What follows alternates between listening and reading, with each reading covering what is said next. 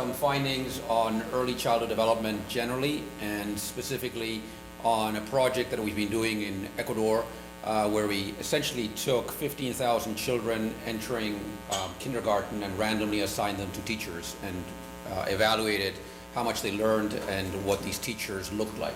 The motivation for many of us is well known. There's a growing consensus that what happens in early childhood is very important in terms of later outcomes. And we also know that interventions in early childhood, some interventions at least, have been shown to have effects not only in the short term, but at least some have been shown to have effects in the long term as well. So this seems to be a set of outcomes that is actually important in a variety of different ways. In Latin America, the Caribbean, actually, it's an area where there's been a great deal of policy experimentation and some credible impact evaluation of programs that attempt to improve outcomes. Some of those are programs that attempt to improve outcomes before children enter the formal education system, if you want to think about it as prevention of deficits that children have when they start schooling.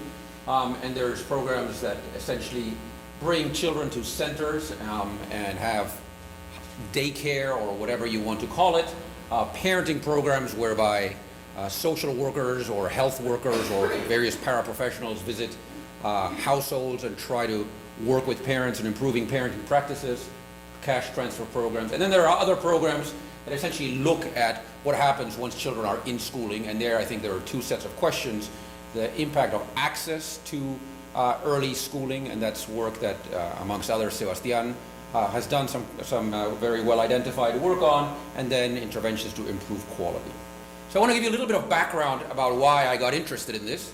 This is a graph from a paper that Chris Paxton and I published in the JHR a while back, and I really just want to look at the top left-hand panel, and this is just a cross-sectional data using the TVIP, which is the Spanish-speaking version of the PPVT, the Peabody Picture Vocabulary Recognition Test.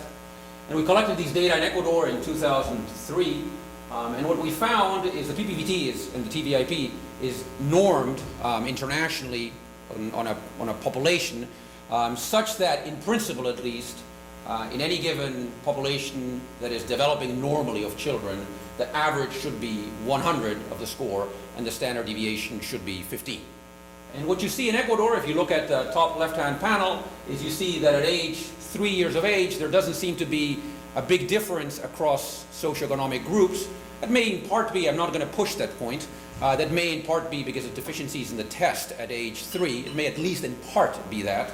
But what is very clear, even if you don't believe sort of the fact that there's this dramatic opening between 3 and 5 years of age, what is very clear is that by age 5, there is a very big difference between children in the poorest quartile of households and children in the less poor quartile. I think that's pretty much inarguable, and it's very similar to what you find actually in the US. Then we did some follow-up work. This is from work that I did that was eventually published in the American Journal of Public Health, in which we show that these patterns are not just there for vocabulary. It's not, okay, we picked this one test. We also applied subsequently a number of other tests of memory, tests of visual integration. And this here, just the way we cut the data, or I cut the data here, is not by socioeconomic status as defined by wealth or income, but is by mother's TVIP. Okay, and you get very similar findings. So children of mothers with high vocabulary do much better by the time they're 5 or 6 than children of mothers with low vocabulary. They do much better in terms of their own vocabulary, but they also do much better in terms of memory, visual integration, and we have a number of other tests. And this is more of the same. These are socioeconomic gradients in child development in a variety of other outcomes. And here, what we have, this is all by way of background, and then I'm going to actually get into the results. Here what we have now is we have the same data, the TVIP data. Yes? Yeah, absolutely. So do you know if the variance within group also increase over time? I'd have to look at it. I don't want to answer casually. I don't know the answer. I'd have to look at it. But it's an interesting question, for sure. So here what we have is, now we have data on the TVIP, the same test, for 5 different countries. And we have the data that is essentially roughly representative in rural areas, roughly representative of the rural population. Not in all surveys was it intended to be so, but if you map the distributions of wealth some sort of wealth asset in these surveys and in the national surveys. You see that in rural areas, the population that is covered by these surveys looks very similar to the population, sort of the national rural population in the household surveys, if you want. And so what we have here is the fraction of children who score less than 70, so more than 2 standard deviations below where they should be in terms of their language development, both overall and then for the first and poorest quintile, again in rural areas. And what you see is, first of all, that in some countries, like Chile, essentially children start schooling without, very few children have large deficits of this magnitude. But in other countries, you see very large deficits and very steep socioeconomic gradients. So in some sense, what I'm saying is that the pattern that I showed you before for Ecuador, which is the pattern in the middle, where 50% of the kids in the poorest quintile in rural areas are, if you want, severely delayed in their language development at age 5, compared to only 6% in the richest quintile, is a pattern that you also find in a number of other countries, very similar in Colombia. Peru is actually something to be seriously concerned about, because Peru is a country of income levels sort of roughly comparable to Ecuador and Colombia, probably somewhat higher at this point, and yet you find these very large delays. And I should say also that in none of these countries is this driven by the fact that some of the groups are bilingual. So this is not driven, for example, in Peru by Quechua speakers, because when you exclude Quechua speakers, you get essentially exactly the same pattern. This is from a survey that we've been doing, a panel survey that we've been doing in Ecuador. We've been following the same kids over 4 different survey waves. We're now about to go to the field with a 5th survey wave. And so in the first panel, these kids are 3 to 6 years of age, and then basically they're 2 years older, the same kids in every wave. And what you see is now these are standardized, internally standardized, so they're mean 0 standard deviation of 1. And what you see is that the gaps that you see by age 5 essentially stay at least until age whatever 154 months is, which is 13 years or 12 years of age. So basically, these kids enter the schooling system. Poor kids enter the schooling system with large deficits relative to better off children. And those deficits, once these kids enter the schooling system, don't seem to get either larger, but they don't seem to close either on average. I'm going to skip. What I have here is about 15 slides, that all of which I'm going to skip, and I'll come back if people are interested, which is basically a review of what I said before.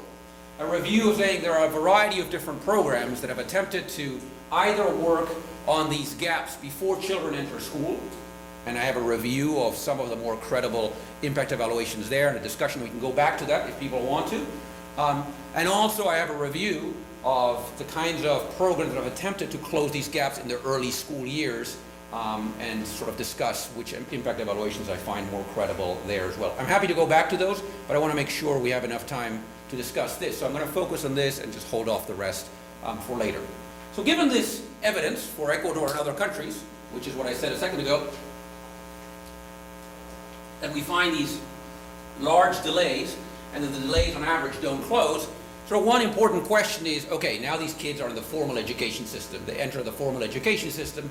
The question is, what happens in the formal education system, if anything, that allows, if anything, like I said, that allows these deficits, these gaps, these brechas, as we call them in the study, to actually close? Is there anything?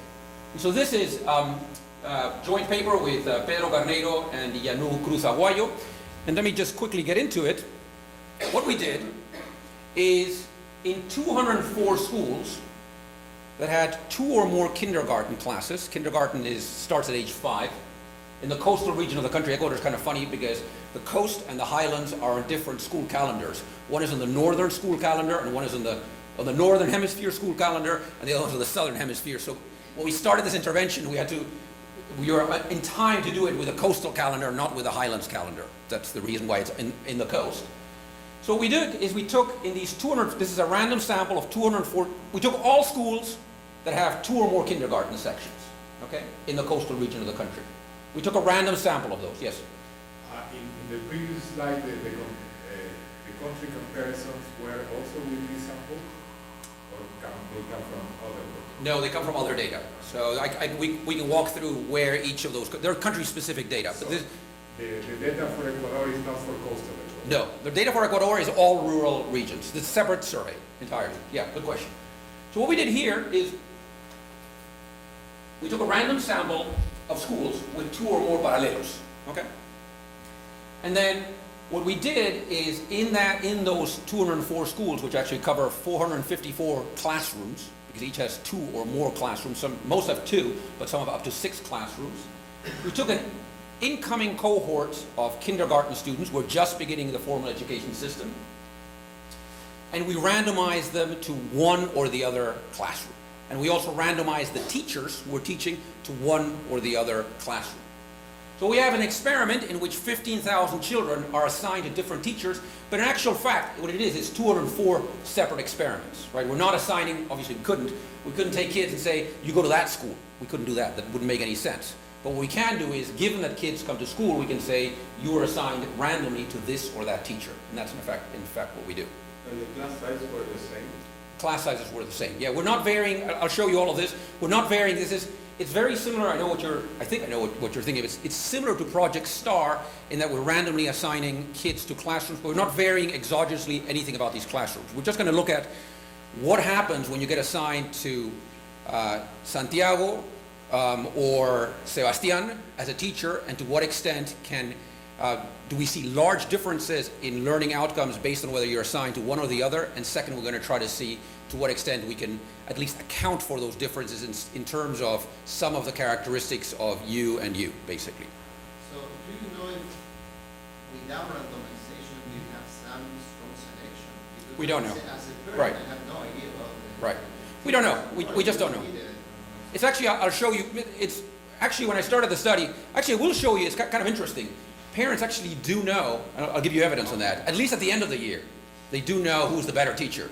It's actually kind of, even at the kindergarten level, even with these very low income, low education populations, I'll show you some work on exactly that. But let me just, actually it was very interesting. When we started in kindergarten for 2 reasons. One is because the gaps are already apparent in kindergarten, but second because I didn't expect to be able to do random assignment. So I said, okay, let's do kindergarten because there's going to be no selection to different teachers. We went and presented this to the then Minister of Education in Ecuador, and she said, actually, I think there is selection. I think what happens is that teachers or parents know who is the better teacher from before, and they come and lobby to be assigned to this or that teacher, and teachers know something about some of the kids because they've had siblings, or they can see what the kids look like. And so she said, I don't believe that. And I said, well, that's kind of a problem. She said, that's not a problem. We do random assignment. And I went and almost kissed her feet. But, I mean, it's not very often that the Minister of Education, or you come in and says, I don't think we can do random assignment. She says, what are you talking about? Let's do random assignment. I was like, oh, okay, let's do random assignment. I mean, who was I to say, no, we really shouldn't do random assignment. But more likely is the school that has information about the teacher and the student. Right. Right, and they could, for example, vary class sizes. They could do something like that. Who knows exactly what they could do? So luckily, since we have the Minister of Education saying let's randomize, I mean, it's definitely much cleaner if you randomize. And as I'll show you, I don't want to, I'll show you in a minute that the experiment worked very, very well. In Ecuador, just one last slide by way of motivation is really the issue isn't so much attendance at preschool. The issue is the quality of preschool, and that's the case in most Latin American countries, certainly the middle income and upper middle income countries. So what you see here is attendance rates in school for 5-year-olds for the lowest quintile and the highest quintile. And basically the highest quintile, all kids are going. This is according to the household survey, not our data. So all kids are going to kindergarten, and even amongst the poorest, 90%. So it's really, the really important policy question isn't how to expand the coverage of kindergarten in Ecuador. The really important question is, so here's kindergarten, what on earth happens in kindergarten, and is there something that we can do to improve the quality of kindergarten? Okay, I'm not gonna, I mean, you guys know, most of you know something about either Ecuador or similar countries. It's pretty similar in most dimensions to a country like Peru, one of its neighbors. And last motivating fact, Ecuador, like Peru, does dismally in terms of international tests. For young children, we don't have data that is comparable to other countries outside the region, but we do have this test called the cierre, which tests math and language in 3rd grade. And as you can see, I mean, this is according to the data, to the information they publish. They take students, we don't have the original data, or I don't have it anyway. They take the students and say their performance is either low, medium, high, or advanced. And in Ecuador, 60% are judged to be low, which is obviously much worse than in a number of other countries, including countries, again, of similar income levels, but not Peru. Peru does, again, Peru is one of those countries that really does horribly in terms of education quality. This is more information on the education system in Ecuador. It's, again, fairly similar to a number of other contexts. You've got a lot of schools, a lot of teachers. Most kids are in public schools, but not all. One interesting fact is, it's related to the paper that was presented yesterday. Your name is Miguel, right? Estrada? Sorry? Ricardo. Okay. So we actually, one of the things they do in Ecuador is select teachers on the basis of a test called the concurso de méritos y oposiciones. So we have information on how teachers scored, and we also have, we don't have random assignment, but we have within school variation, again, sort of like school fixed effects, if you want, for that earlier work, to sort of see whether teachers that scored higher on this test actually do better in terms of how much their kids learn, and we find absolutely no association between scoring better on this test and how much your children learn. And if you look at the test, it doesn't look on face value like a crazy test. It's not like they asked people about, you know, the capital of some province in China. They asked about the kinds of things that you probably have in most selection tests. And it goes, I'll show you a couple slides more about this, it goes to what Ricardo was saying yesterday, that sort of the observable characteristics of teachers, including their test performance, generally explain very little about the effectiveness of these teachers. So let me just get into why it is hard to estimate the effects of teacher quality on child learning outcomes. And I'm just going to sort of go through this. For many of you, this will be well known. So the point is that if children are not assigned to teachers randomly, and the heterogeneity of the match between teachers and students, well, that raises difficult estimation questions for the reasons that we were just discussing. If worse children on their unobservables get assigned to better teachers, then we'll take whatever we know about these better teachers and we'll underestimate the effect of these teachers. And that could be the case, for example, if principals have some sort of utility function whereby they're trying to maximize the learning of the poorest or most laggard children. But conversely, if there's lobbying, for example, by parents, and parents who lobby and are more effective at lobbying for better teachers also have unobserved characteristics that make their children more likely to learn, then we'll overestimate the effect of teachers on learning outcomes. This is well known. The question is what to do about it. So in economics literature, researchers have attempted to deal with this in a variety of ways, including most prominently value-added models and a variety of fixed effect models. I think there's still controversy about to what extent these kinds of models appropriately correct for the possible endogeneity. Basically, value-added models are saying that whatever it is about these unobservables of kids is perfectly captured in their lagged test score. So if everything is captured in their lagged test score, then you're okay, because these kids are not on different tracks. What they are, they come in with different levels, but they're not on different tracks, different paths, different tendencias, if you want. And it's, you know, different researchers have concluded different things about it. I think it's still somewhat of an open question. But it's unlikely that a given test will not have large measurement. Right. So regression to the mean will be given. Right. Let's talk about whether you At least you have more than one that you can use the last one, the average pass. Right. I mean, that's some of what people do is that. Exactly. Okay. So what do we know from random assignments? Is that we're talking of random assignment. There's basically two influential studies. One was already discussed yesterday. The most well-known study is Project STAR. Children were randomly assigned to small or large classes. Children were then supposed to remain in these assigned classes for the four first years of schooling, K through third grade. The study, like most studies, especially studies that were done 20 years ago, has some important limitations. There's no baseline data on child development, so we kind of have to take on face value to some extent that the randomization worked. There's really big problems of non-compliance after kindergarten. I mean, really big problems. Kindergarten, not so much. So insofar as you want to look at the results for kindergarten, it's pretty, it's fine. And they also have very high levels of attrition of students, 50% over 3 years, less so in the first year, but substantial in the following years. Was it differential by The attrition? I actually don't remember. We'd have to go. It's the Alan Kruger QJE paper from a long time ago goes through it fairly systematically. There's a more recent paper or research program, if you want, which is called the Measuring Effective Teaching Study, which essentially, again, randomly assigned children to teachers, but that certainly has a lot more limitations. First of all, only teachers who volunteered into the study are part of the study. So it wasn't something where all teachers in a particular region or anything like that. So certainly there's some questions, certainly of external validity, because you're only comparing teachers who actually chose to participate in the study. And there's a huge amount of contamination of the random assignment. Approximately 50% of students violated random assignment with compliance rates of only 27% in some of the sites. So this is really a much worse quality, and the authors themselves agree with that, a much worse quality study than the original Project STAR.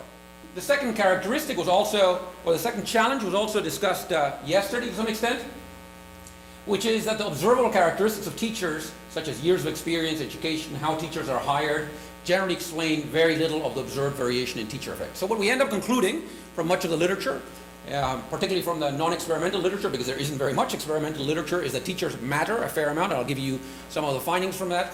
But very largely, we have absolutely no idea. So it's like saying Juan Pablo is a better teacher than Santiago, and we can actually credibly say that Juan Pablo is a better teacher than Santiago, but then we say, is it because Juan Pablo is younger, or does he have this education rather than that education, or is it he had better test scores? We essentially explain close to nothing of the differences in teaching or learning outcomes of those kids on the basis of the observable characteristics of the teachers. So recent research has sort of moved beyond that, and that's what we do here as well. I said, well, maybe it's not so much about the observable differences of teacher A and teacher B, but maybe it's something about what teacher A does in the classroom that teacher B doesn't do or does differently. And that's a lot of effort has gone into observing teachers teaching, and in various ways trying to code the interactions between teachers and students. Sort of the most basic thing is things like what we talked about, somebody was mentioning yesterday, I don't remember who, the stallings, which is just time on task. How much time is the teacher actually teaching as opposed to, you know, sitting at her desk and doing nothing or being outside. But more sophisticated tools have looked not only at that, but have actually looked, and I'll talk more in detail about it, have actually looked at what is actually happening in the classroom in terms of the interaction between the teachers and the students. And I'll talk a fair amount about that. Okay, so let me tell you a few more things, and then I'll get right into the showing you that the experiment worked, and then into the results. What we did, as I said, we did random assignment. We collected data at the beginning of the school year about these kids. We collected data on the 15,000 kids, or close to that, on the TVIP. Obviously, we know their age and their gender. We went and did 15,000 household surveys of these children. So the household survey collects information on parental education, wealth, the home environment, the amount of stimulation that children receive at home, and perceptions of school and teacher quality. This was done almost at the end of the school year. We collected very rich data on teachers. We have the traditional measures of observable characteristics, and then we filmed all 451 teachers in the study teaching for at least one day. In many cases, 2 to 3 days. And as I'll show you before, most teachers were also filmed the previous year, which allows us, and I'm sort of getting ahead of myself, which allows us to instrument the current observed behaviors with the past observed behaviors with a different cohort of students. So this is, I don't want to minimize this. This was extremely ambitious and data intensive. And at the end, we tested these kids, 5-year-olds by that time, most of them were 6-year-olds, on 12 different tests. I'll give you more details on that. 4 different tests of language, 4 different tests of math, and 4 different tests of executive function, each one the executive function tests measuring what are generally described as the 4 important dimensions of executive function. So this is above and beyond. If you end up not believing the results for whatever reason you want, you should certainly take one message you should take away from this, is that this was not a light research project where we took an existing household survey. We have a huge amount of data on these 15,000 kids and their teachers, and we have random assignment. This is about our kids. One thing that's interesting is, even though our sample is this kind of funny sample because we've got only the coastal region and only schools that have 2 paralelos, it turns out that we can compare our sample with the national sample of children the same age and of families with children of the same age, and our sample looks extremely similar to the national sample. So again, in terms of external validity, it looks like the kids who are going to these 202 schools and their parents are very similar to the kids and parents of other families in terms of parents with kids of this age. And I'll show you also that the teachers look very similar. Why are they national? Some place much is smaller. because it's a household survey of 6,000 households, and we're only looking at the ones that have children aged 5 to 6, or 4 to 6, I don't remember exactly. And this is the same thing in terms of education, for example, mother's education. I mean, we basically have a sample that is very close to the spitting image to the national sample. We have 12 different tests. Most of them are from the Woodcock-Johnson battery of achievement. We've got, as I said, 4 tests of language. One is letter and word ID, which is the TVIP. Then we've got, letter and word ID is you show kids, I'll show you some of the results. You show kids a letter and say, what is this letter? And then you show kids a word and say, what is this word? That's pretty simple. ID of first sounds of words. Kids at young ages are, in some education systems, including in Ecuador, supposed to be able, not necessarily, or both. They're supposed to first be able to identify the sound, the first sound of a word rather than the word itself. So I say, what is the first sound of the word mama? They're supposed to be able to say mm. Okay, and you give them a couple of examples, and they're supposed to know that it's mm and not l or something like that. Okay. We have receptive vocabulary, and we have oral comprehension. Oral comprehension is you read the kids a short story, and you say, the short story might be something like, Juanita tiene una gata, la gata es blanca y negra, Juanita juega con la gata encima de la cama. And then you ask them, ¿de qué color es la gata? ¿Dónde juegan Juanita y la gata? I mean, it's really at that level. 4 tests of math. Number ID is like, what is this number? It could be ones, it could be harder ones, 50, 80. Block rotation, that's a test in which you show kids shapes, and you then say, here's one shape, and then here are 5 different shapes. To which of these 5 shapes is this shape equivalent? But it could be something like a triangle, but it's now upside down. If it's harder, it's like a cylinder, and so it's now the cylinder is on its side, or it's sort of done in a funny way. Numeric series is a test in which I say, okay, here I'm going to give you a series which is 1, 2, a missing number, 4. What is the missing number? In that case, it's 3. The harder ones are like jumping sort of and going downwards. For example, I could say 80, 70, missing a number, 50. And then the kids would have to say 60. Applied problems is tests in which I say, Sebastián has 5 cookies. His mother gave him 1 more. Sebastián shared 2 of his cookies with his friend Miguel. How many cookies does Sebastián have at the end? Executive function, a test of inhibitory control. The test is called a Stroop test. Inhibitory control is your ability to inhibit certain instinctive reactions. Lots of these measures, executive function is really at the cutting edge of what people are doing research on, and has been shown to be very highly, executive function at young ages has been shown to be very highly correlated with adult outcomes in a variety of different dimensions. Inhibitory control, the test that we apply for children this age is called the Stroop day-night test. What you do is you tell kids, look, I'm going to show you a bunch of slides, and when you see a slide with a sun, I want you to say night. And when you see the slide with a moon, I want you to say day. And then you show the slides quite quickly, and the question is whether the kid can actually overcome his or instinct to say day when they see the sun, and say night when they see the sun. There are variants of this test appropriate for different ages. Attention control is I tell you a series of different, I say something like, here's a picture. Point at the cow that is below the tree, and then at the bird, and then at the boat. And so you have to be able to do those tasks. You have to listen carefully to be able to do those tasks in that order. Cognitive flexibility, that's a really interesting test. It's, the test is called a multidimensional card sort. It's actually really fascinating. What you do is you tell kids, look, there are 2 different kinds of cards. One, all the cards have either trucks, or I forget what the other one is, trucks, or let's say apples. And one is, some are in red, and some are in blue. So some of the apples are in red, some are in blue, some of the trucks are in red, some of them are in blue. And you say, okay, Juan Pablo, here's the deal. I want you to put, I'm going to show you a bunch of cards. First you do a number of practice items, but the test is, first I want you to take, as I give them to you, all the blue cards and put them here, and all the red cards and put them here. So I start handing you cards, and I actually say, this is a blue card. This, where do you put it? And you put it with a blue pile. This is a red card. Almost everybody can do that. Then I do, after 12 of these items, I say, okay, now we're going to change the test. I want you to put all the apples here and all the trucks here, no matter what their color. And I say, this is an apple. Where does the apple go? And about 30% of the kids keep on doing their previous task.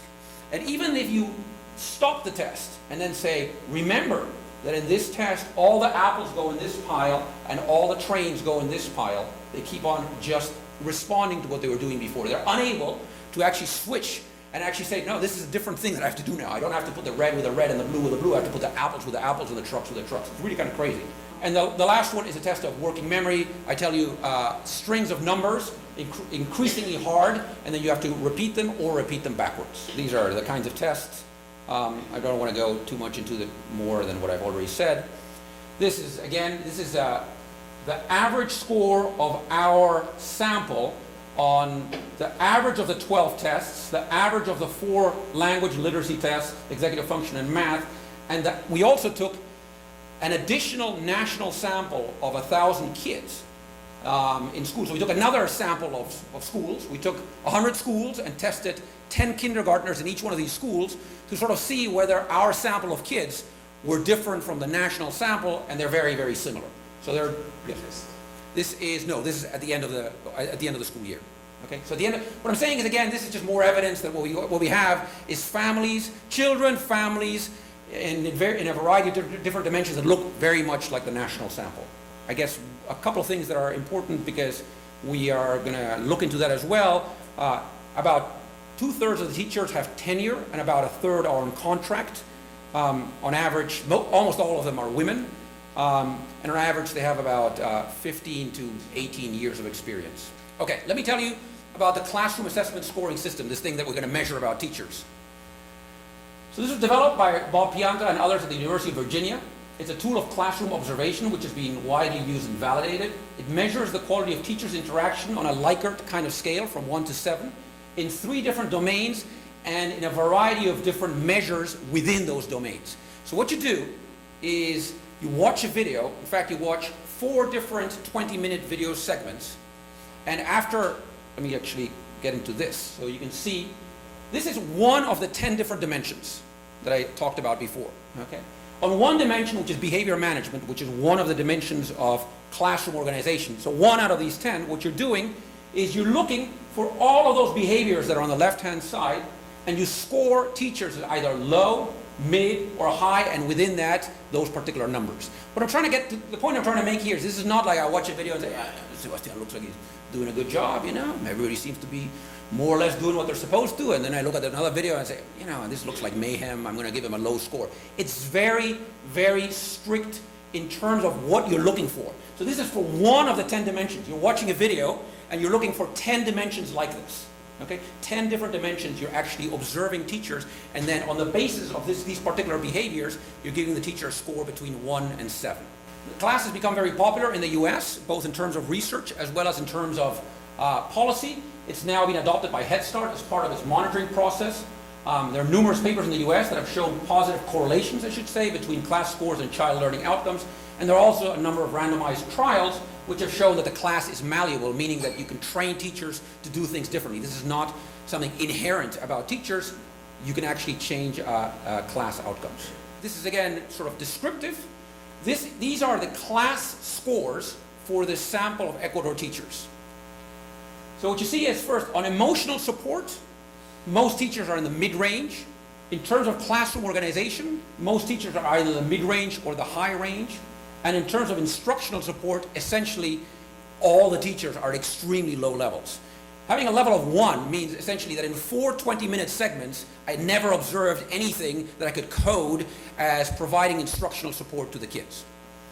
Critically for us, there's a lot of variation, not just across schools, because obviously the random assignment is within schools. Everything I want to show you is about within school variation. There's actually a lot of variation in the class within schools. About half the variation in the sample is within schools. So different teachers in the same school are doing things very differently in terms of the class. That's the bottom line on this. And finally, the last thing I want to show you in the class is we also collected the class on these 100 additional teachers, and the class scores of our teachers are very similar to what's going on nationally. So again, what the message you want to take away from this is we have a sample that is very close to the national sample in terms of the teachers, what they're doing, the student learning outcomes, their families, and so on and so forth. A really important concern in terms of the class is the amount of measurement error.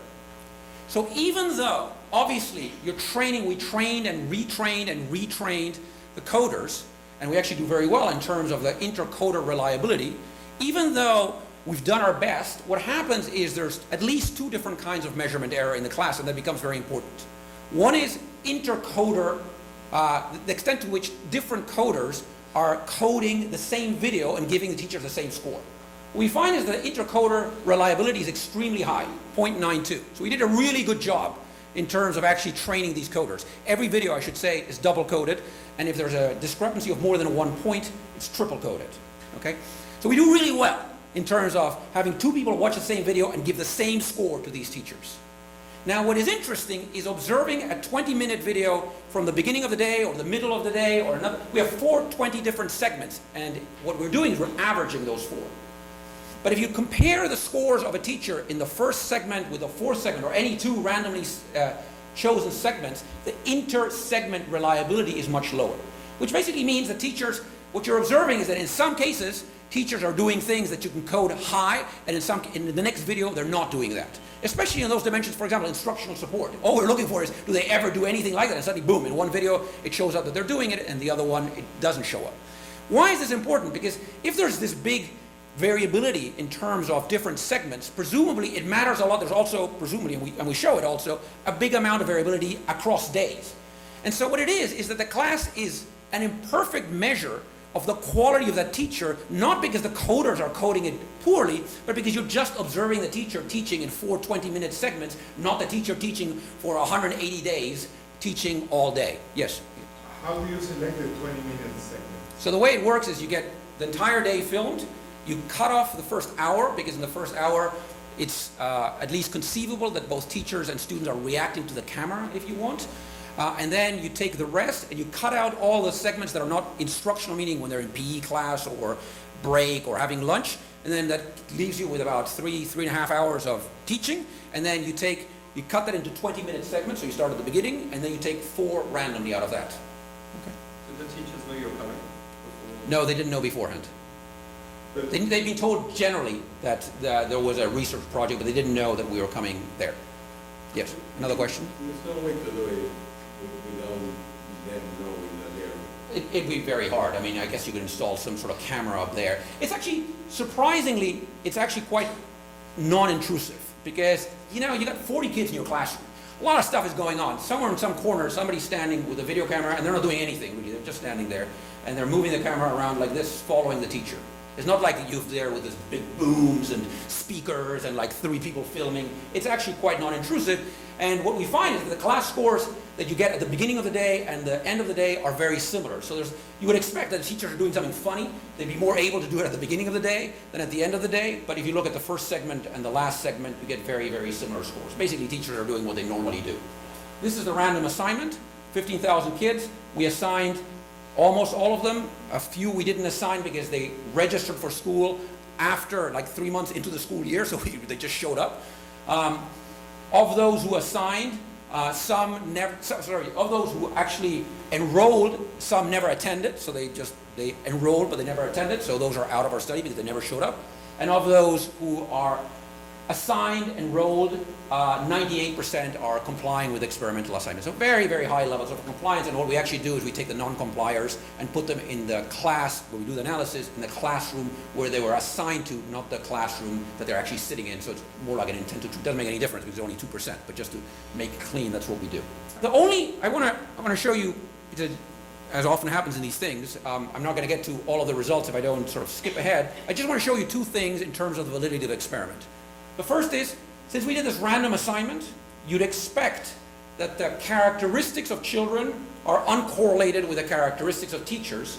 And so what we do here in this table is we see whether last year's class or your years of experience as a teacher is correlated with the students you got. They shouldn't be, right? I mean, you've got random assignment, and in fact they're not. Nothing is significant. So different teachers who had better or worse class last year and who have more or less years of experience get identical students. That's the bottom line. And the second thing is, as in many education systems, what you get is you get a large amount of teacher rotation. So one problem we do have is that we have, I forget exactly how many, 54 teachers leave the sample between 1 year and the next, and 74 actually leave within that particular year.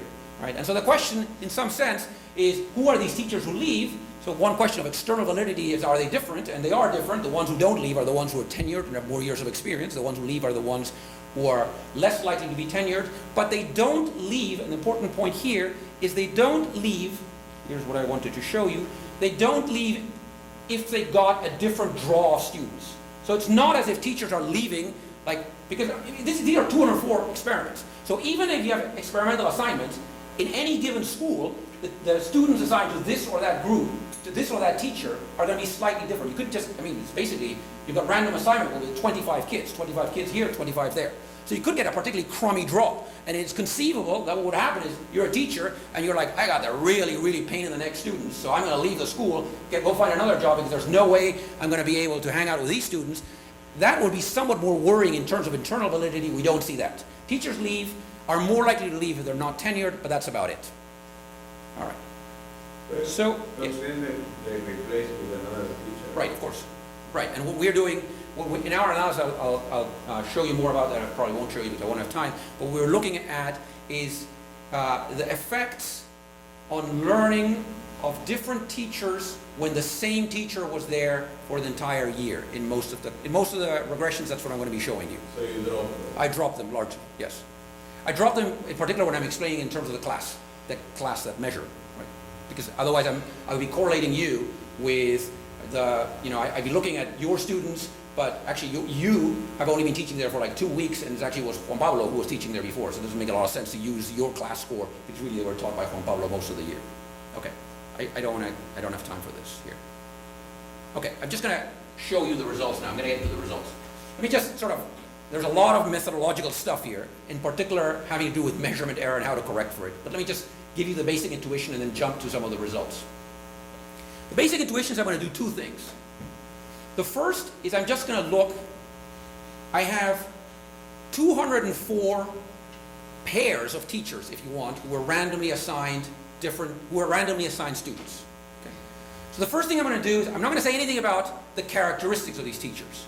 I'm just going to say, to what extent did it actually make a difference whether you got teacher A or teacher B? And the way I'm going to do that is I'm just going to say, what is the average difference in learning outcomes at the end of the year across these 204 pairs?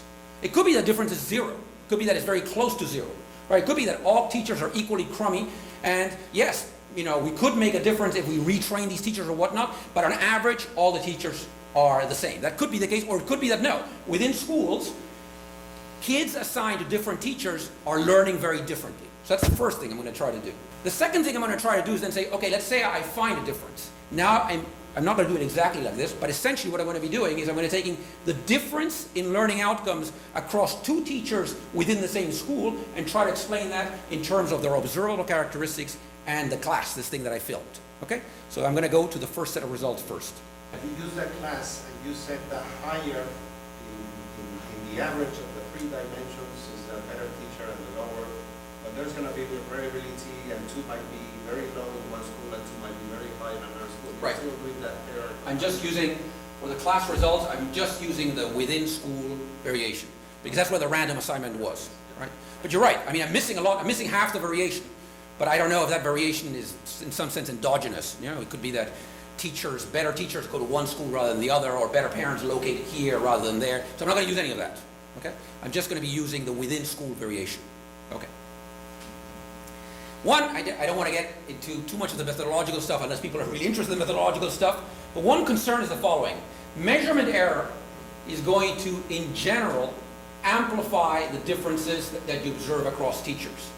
And the way you want to think about it, kind of the intuition is as follows.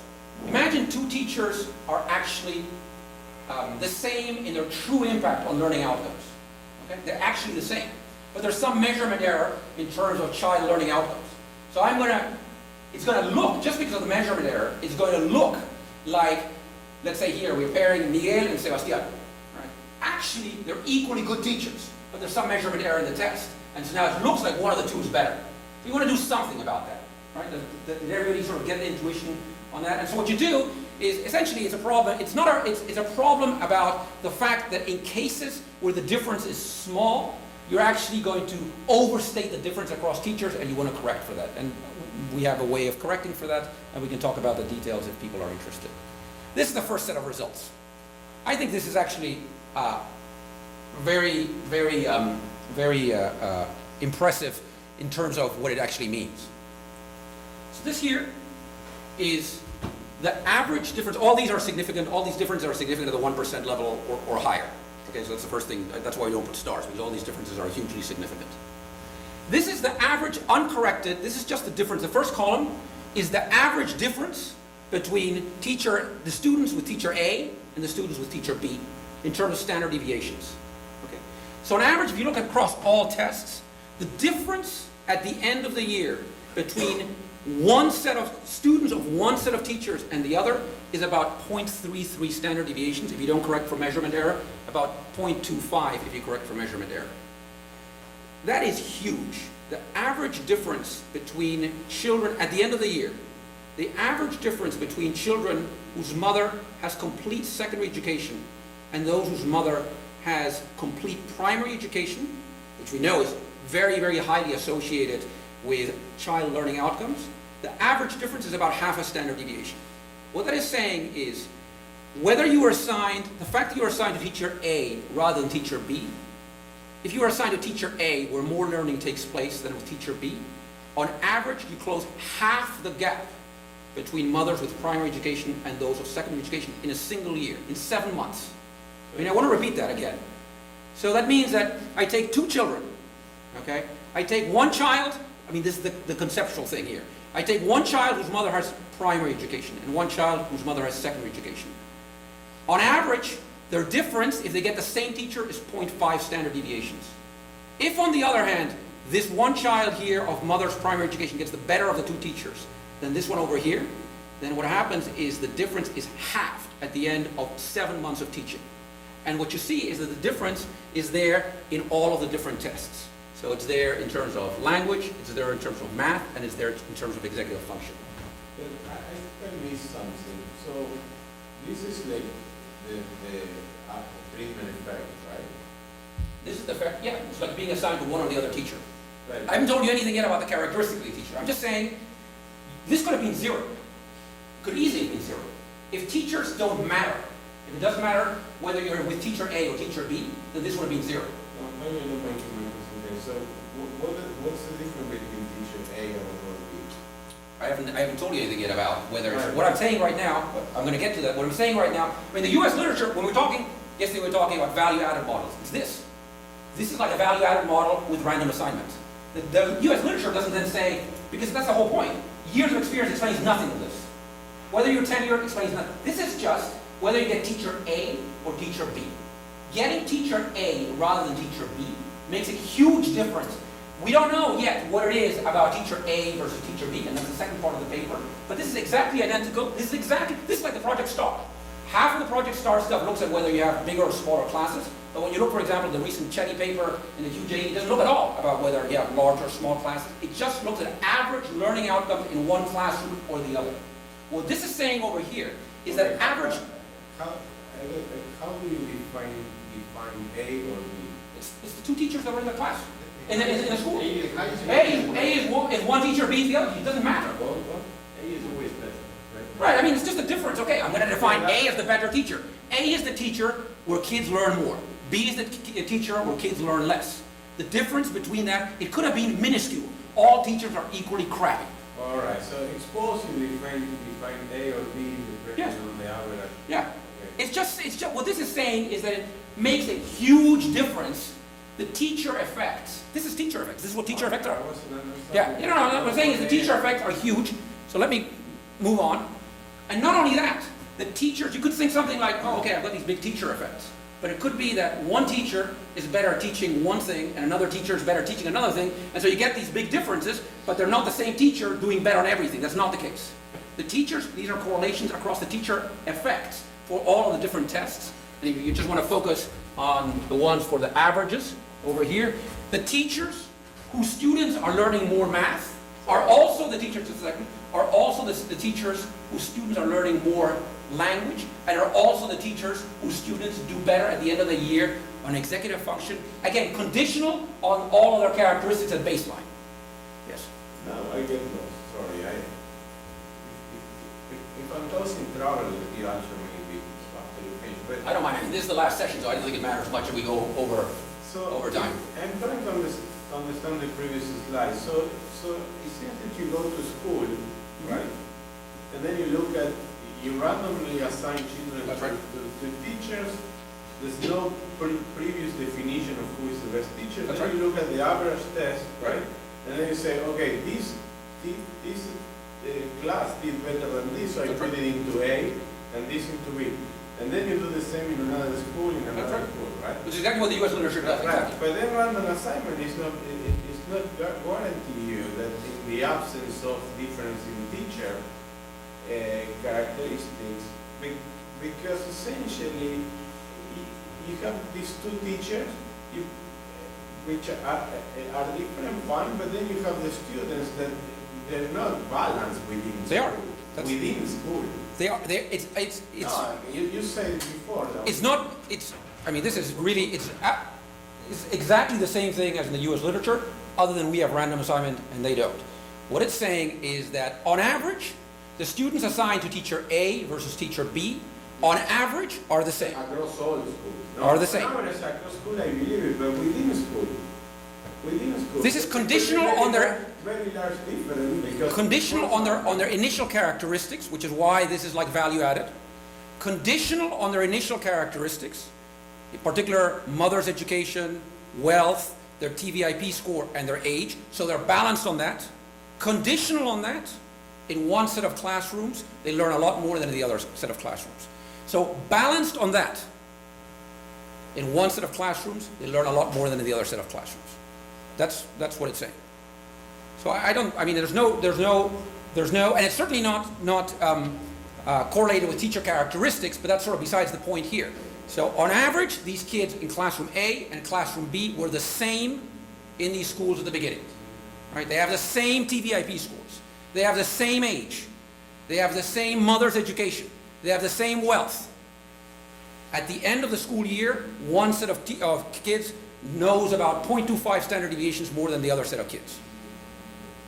It's really exactly like the U.S. literature, except the U.S. literature is not based, it's exactly like Project STAR, except that other than Project STAR, none of the U.S. literature is based on random assignment.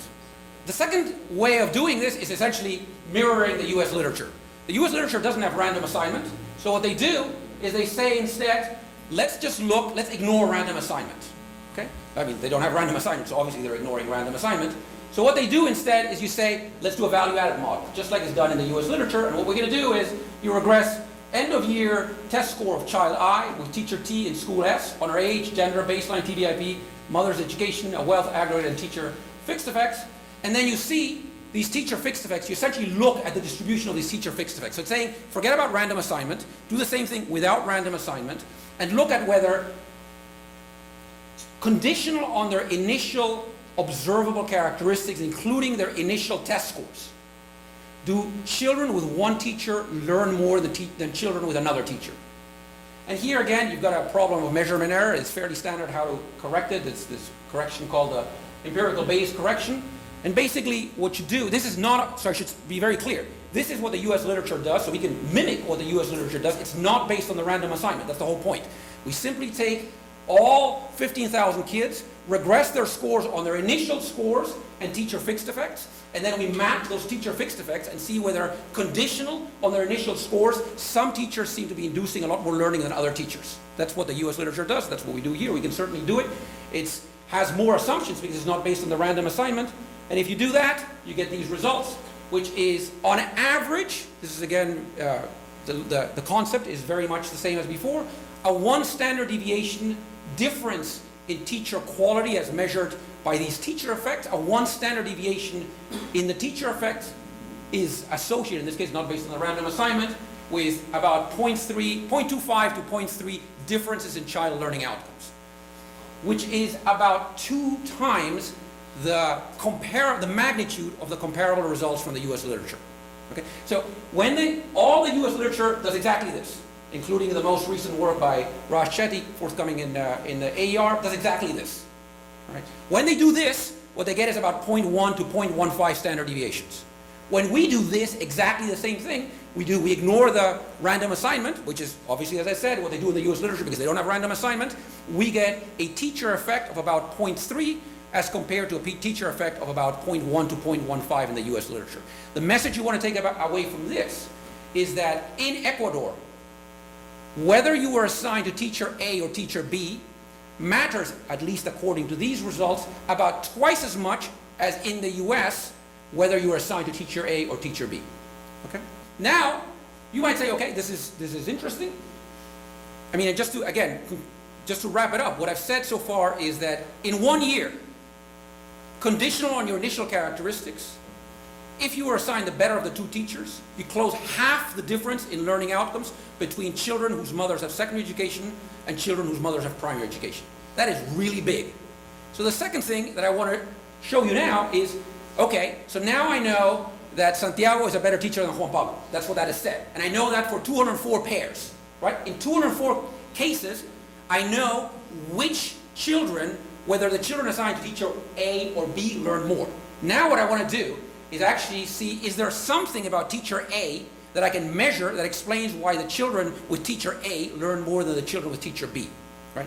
And again, with a caveat, as I said before, that the US literature says that if you throw in there experience, what education they have, gender, etc., you explain about 1 to 3% of the variation in outcomes in the US. So with a caveat, knowing that in the literature, certainly in the US, the observable characteristics of teachers explain extremely little about the observed differences in their effectiveness. Okay, so essentially what we're going to do, we'll do it slightly differently, but essentially what we're going to do is we're going to take that difference and regress it on the difference in various measurable characteristics of these teachers and the difference in the class scores of these teachers. I mean, for you guys, 0.25 standard deviations seems intuitive. It's 0.25 standard deviations. If you go to policymakers and you say it's 0.25 standard deviations, they look at you like you're crazy. What does that mean? You've got to give them some sort of metric. You've got to say, is this big or small? One way of doing that metric is by comparing the children of different parents. Right. Right. I think it's very, very intuitive to say what you say, because also the standard deviation, if you don't know the difficulty of the test, or Right. It's hard. But that raises this question: how comparable are your tests with Schady tests to make that difference meaningful? It's probably not that comparable, the tests. I mean, the Schady test, but this is from. Do you have like at least one test that is more comparable to some? I'd have to look. Yeah, I'd have to look at that. It's not just Schady, there's a review by Hanashek which reviews 13 different papers, and it's all around the magnitude of 0.1, 0.15 standard deviations. Again, I'm not trying to make that much of it. I'm just trying to give you a sense. Look, 0.25 is big. It's big in terms of what we observe in this population, and it seems big also in terms of what you observe for teacher effects in the U.S. That's all. I mean, I really don't want to push this. It's twice as large as the U.S. I'm just trying to say it really seems to matter a great deal in Ecuador whether you got one or the other teacher. That's the basic point. And now I'm going to say, okay, well, can I say anything about why one teacher is better than the other teacher? I mean, that's the bottom line here. Can I say anything about it? So what I'm going to be doing is I'm going to be running regressions now of children's individual child I assigned to teacher T in school S on a bunch of different, on the baseline characteristics of these kids, school fixed effects, because that's where the random assignment was, and then some things about these teachers, right? The class score, or the class, remember the class, that video thing, the class score, or their years of experience, or whether they were tenured, and so on. There's, again, lots of concerns about measurement error, as there often is. One thing is that, the main concern with measurement error, with the class, is that it's just, as I said to you before, it's measured with measurement error. So I'm just taking 1 day of this person teaching, but that's not perfectly representative of what's happening over 180 days, right? So what I'm going to show you is both OLS, in which I just throw in the class, but I'm also going to show you IV results, because I have the class for this year and the class for last year with a different cohort of children, right? So I can instrument this year's class with last year's class, okay? That's what I'm going to correct for measurement error.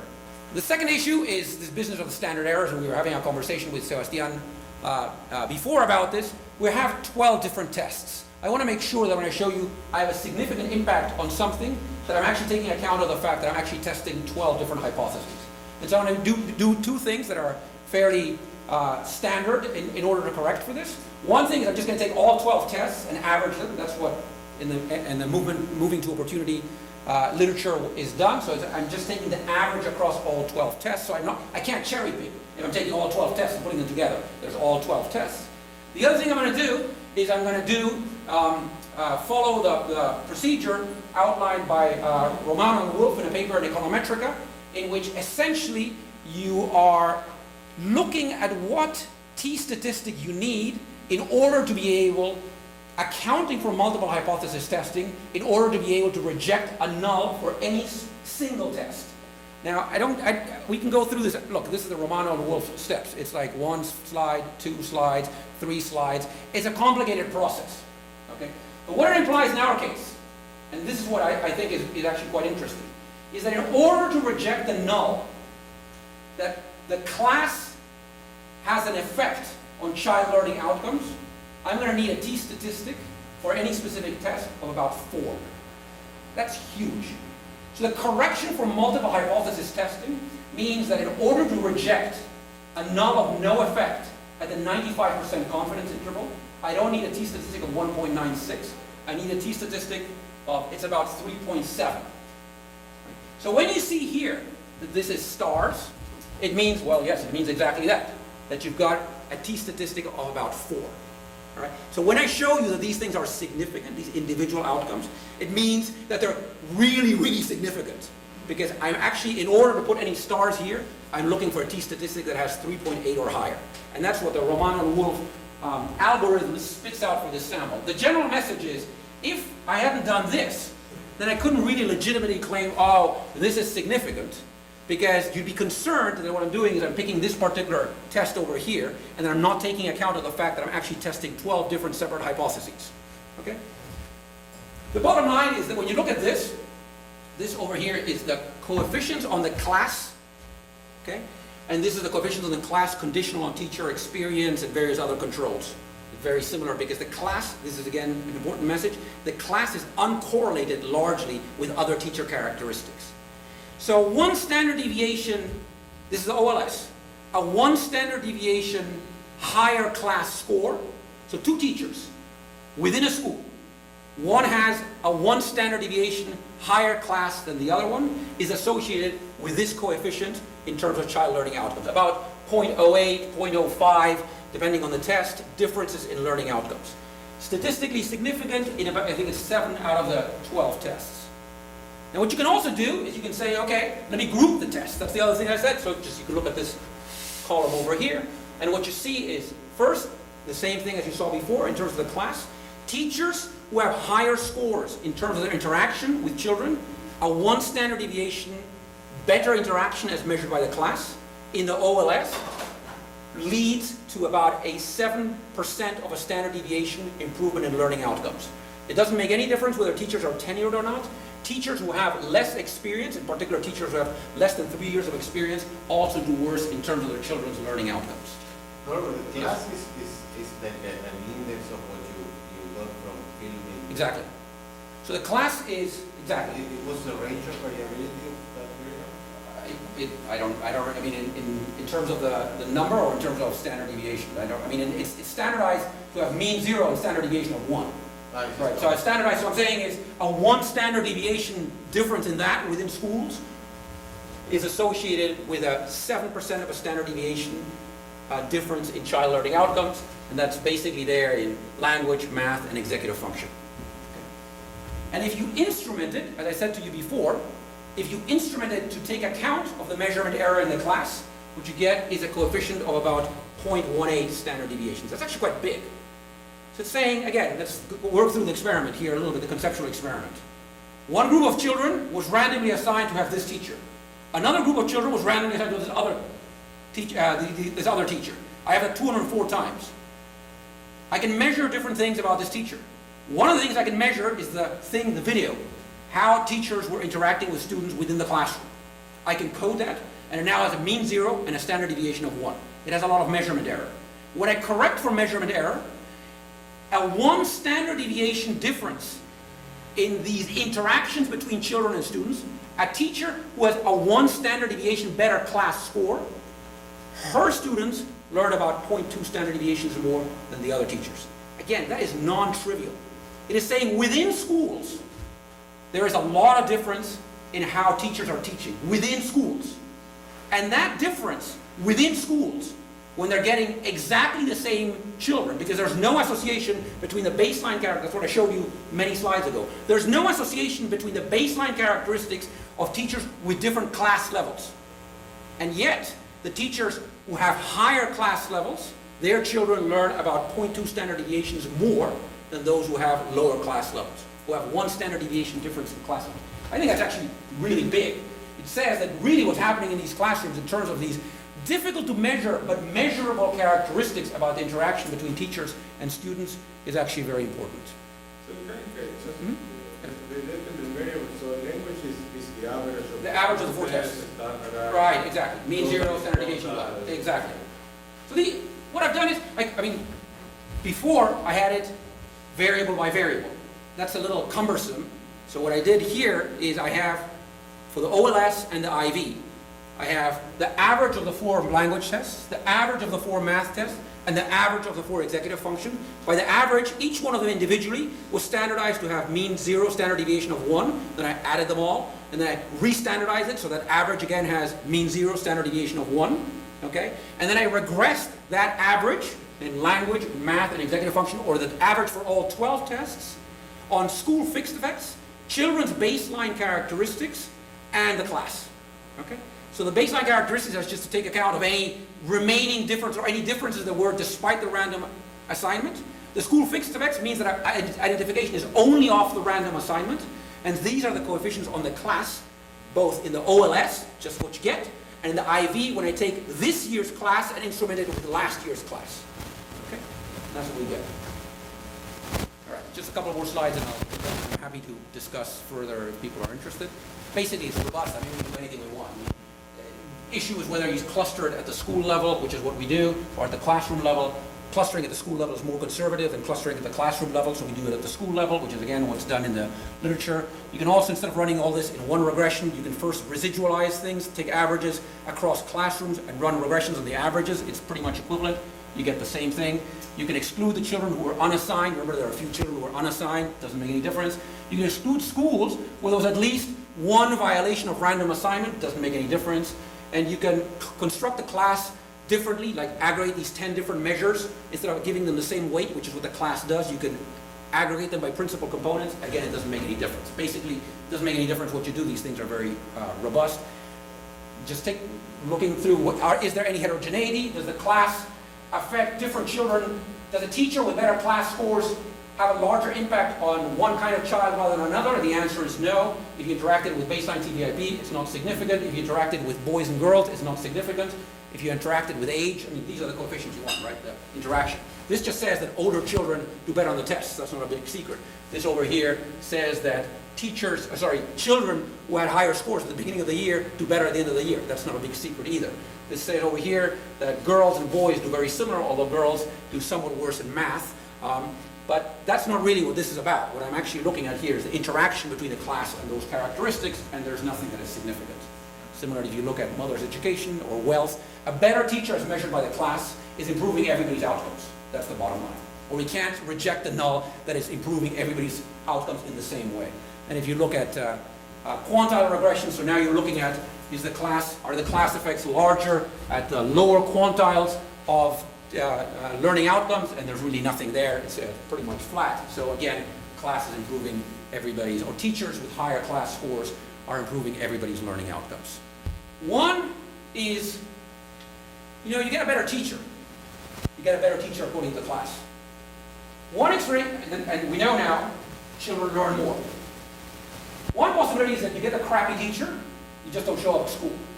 So what's happening is that the effect of the class is really on the extensive margin rather than the intensive margin. Children who get better teachers miss school less. That would be one possible explanation. It's not what we find. There's no difference in the number of days children did not attend school between children who had better and worse teachers as measured by the class. Right? So it's really on the intensive margin. Both groups of children are coming to school as much, but this group is learning much more than this group. The second question, which I think is actually even more interesting, is we asked parents at the end of the school year, all 15,000 parents, we asked them to evaluate their teachers on a 1 to 5 ranking. 1 is the teacher is terrible, 5 is the teacher is very good. So the first question is, can parents recognize better teachers? And what we have here is, this is the dependent variable, and the independent variable is the ranking that parents gave to the score that parents gave to their teachers. Parents whose children were assigned to better teachers as measured by the class say their teachers are better. That's what this shows. Parents in classrooms where children learn more, not their kids, all the other kids minus their kids, say their teachers are better. Parents who are assigned to teachers with more experience say their teachers are better. And parents whose kids are assigned to tenured teachers say their teachers are better. Now this, we know, doesn't mean that teachers are better. All these other things, we know. I mean, this is the outcome. These teachers are better, their kids will learn more. Parents know when they get the better or worse teacher. Okay, that's actually really interesting. This is again with school fixed effect, so you know, I'm going to the parent and saying, give me a rank, give me a score on your teacher from 1 to 5. The score is lower when you actually get a worse teacher. So it's not that the parents don't know whether one teacher is better or worse. But this is what's really interesting. One thing that you could then think is that part of the effect is happening by parents adjusting their behavior. So you get a better teacher, you could then say, well, I got a better teacher. This is a recent paper by Miguel Urquiola and Christian Paul Pelliges, argues that parents engage in offsetting behavior. So I get a better teacher, I get a worse teacher, I spend more time with my child doing homework. That's the logic. Or maybe it could work the other way around. What happens is I get a better teacher, my kid is learning more, so I'm more eager to spend more time doing various things with that kid. We find nothing like that. On all of the different measures of child stimulation, at the end of the school year, there is no association between the score that parents give to, or actually between the class and the test results, or the score that parents give to their teacher, that's not in this table here, and how they behave. So parents can tell who is the better teacher, but they essentially ignore that in terms of their own behaviors. So again, when we say that teachers with higher class scores, their children, the students learn more, it's because those teachers are doing things in the classroom, not because as a result of what these teachers are doing in the classroom, parents are doing things different at home. So it's really very interesting, and it's not that they're not doing things differently because they don't know who's the better teacher. They know who's the better teacher, but essentially they keep on doing the same thing. If they were reading to their kids, they read to their kids as much if they got the better or the worse teacher. If they were playing with them or taking them for walks or various other measures, they do the same thing regardless of whether they got the better or worse teacher. The conclusions are basically there are these large classroom effects. That's the first part. This is the part where I'm not trying to explain it in terms of the measurable characteristics of teachers. It really makes a difference whether you got teacher A or teacher B. That's essentially what this is saying. And importantly, what it's also saying is that the teachers whose children learn more, those children learn more in all of the different dimensions. Math, language, executive function. Some teachers are just doing better by their students on all of their different, in all different dimensions that we measure in terms of child learning outcomes. That's one. Two, a non-trivial fraction, or what teachers do in their classrooms. If we just look at tenure and experience, we can explain a very small fraction of what actually are the differences in learning outcomes. The class explains, it's not huge, the R squared on the OLS regression, and again, think about the fact that it's law of measurement error. If you just include the class on the right-hand side, the R squared is about 0.12. You can explain about the 12% of the variation, of the differences within schools in learning outcomes in terms of the uninstrumented class, even with all the measurement error. And this is just by way of concluding. This is the first, to the best of my knowledge, and I think my knowledge is accurate on this, it's the first attempt. It's actually, if we don't take into account the MET study being done in the US now, because really when you've got contamination of 50%, it's hard to know what to make of it. But if you look at, this is the only paper essentially that does this, other than the Project STAR paper. And this is what Alan Kruger somewhat self-servingly says about his Project STAR paper. But I mean, we're pretty sure here we've got random assignment. We know these kids are the same at baseline. We know they get assigned to identical teachers. And we know that we can really estimate that it makes a big difference in their child learning outcomes. And we can explain some of the difference in terms of some of the characteristics of teachers that traditionally are unmeasured.